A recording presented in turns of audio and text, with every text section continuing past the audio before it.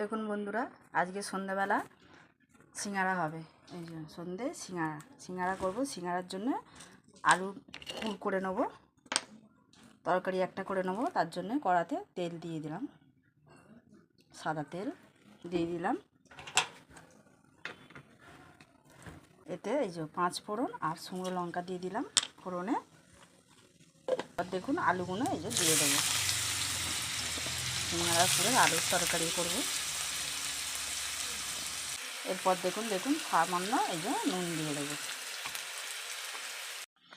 এই দেখুন আলু তো ভালোভাবে ভাজা হয়ে গেছে। এরপর এটা আমি একটু মশলা দিয়ে দেবো। সামান্য দিলাম হলুদ গুঁড়ো, সামান্য লঙ্কা গুঁড়ো দিলাম, আর একটু এই যে ভাজা মশলা দিয়ে দিলাম।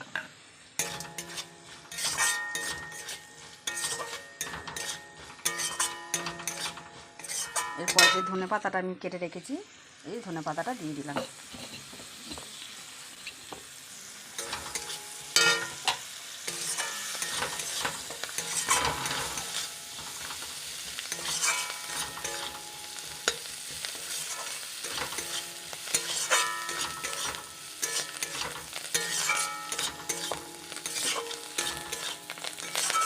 এই যে বাদামটা, এই যে বাদামটা দিয়ে দিলাম।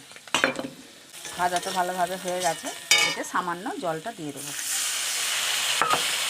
দেখুন বন্ধুরা, এই যে সিঙ্গারার পুর তো পুরো রেডি। এই দেখুন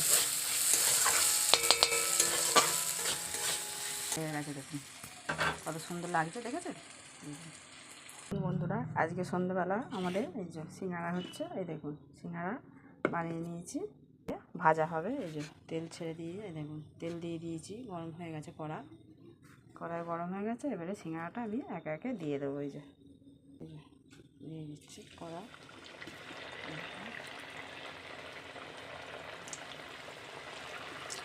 দেখুন সিঙ্গারা হয়ে গেছে, দেখুন ভাজা। এবারে তুলে ফেলবে। এই দেখুন কত সুন্দর লাল লাল সিঙ্গারা হয়ে গেছে, দেখেছেন? এইভাবে আপনারা সিঙ্গারা করবেন, বাড়িতে বানাবেন, বানিয়ে খাবেন, খুব ভালো লাগবে খেতে। এই দেখুন সিঙ্গারা হয়েছে। দেখুন সন্ধ্যেবেলা আজকে আমাদের বাড়িতে সিঙ্গারা বানিয়েছি।